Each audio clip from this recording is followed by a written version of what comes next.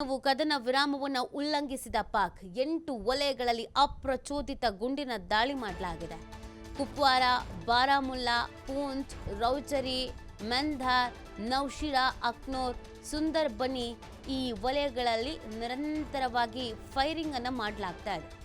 ಈವರೆಗೆ 33 ಬಾರಿ ಕದನ ವಿರಾಮವನ್ನು ಉಲ್ಲಂಘಿಸ್ತಾ ಇರೋದು ಪಾಕ್ ಬೇಕು ಅಂತಾನೆ ಈ ಥರದ ಕೆಲಸಗಳನ್ನು ಮಾಡ್ತಾ ಇದೆ. ಕಾಲ್ ಕೇರ್ಕೊಂಡು ಜಗಳಕ್ಕೆ ಬರುವಂಥ ಕೆಲಸವನ್ನು ಪಾಕಿಸ್ತಾನ ನಿರಂತರವಾಗಿ ಮಾಡ್ಕೊಂಡು ಬರ್ತಾ ಇರೋದು. ಯುದ್ಧ ಬೇಡ ಅಂತ ಹೇಳ್ತಾ ಇರುವಂಥ ಪಾಕಿಸ್ತಾನ ಗಡಿಯಲ್ಲಿ ಅಪ್ರಚೋದಿತ ದಾಳಿಯನ್ನು ಮಾಡ್ತಾ ಇದೆ. ಸುಮಾರು 10 ದಿನಗಳಿಂದಲೂ ಕೂಡ ಈ ಅಪ್ರಚೋದಿತ ದಾಳಿಯನ್ನು ಮುಂದುವರಿಸ್ಕೊಂಡು ಬರ್ತಾ ಇರೋದು. ಕೆಲವು ಅಲ್ಲಿನ ಸೆನ್ಸಿಟಿವ್ ಪ್ಲೇಸಸ್ಗಳು ಅಂದರೆ ಗಡಿಯಲ್ಲಿನ ಸೆನ್ಸಿಟಿವ್ ಪ್ಲೇಸಸ್ಗಳಿಗೇನಿದೆ ಅಲ್ಲಿ ನಮ್ಮ ಯೋಧರು ಅಲರ್ಟ್ ಆಗಿದ್ದಾರೆ. ಅಹಿತಕರ ಘಟನೆಗಳು ನಡಿಬಾರ್ದು ಅಂತ ಬಹಳ ಎಚ್ಚರಿಕೆಯ ಹೆಜ್ಜೆಯನ್ನು ಇಡ್ತಾ ಇದ್ದಾರೆ.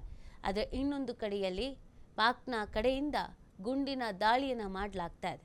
ಇನ್ನು ಅದಕ್ಕೆ ತಕ್ಕ ಉತ್ತರವನ್ನು ಭಾರತ ಕೂಡ ನೀಡ್ತಾ ಇದೆ.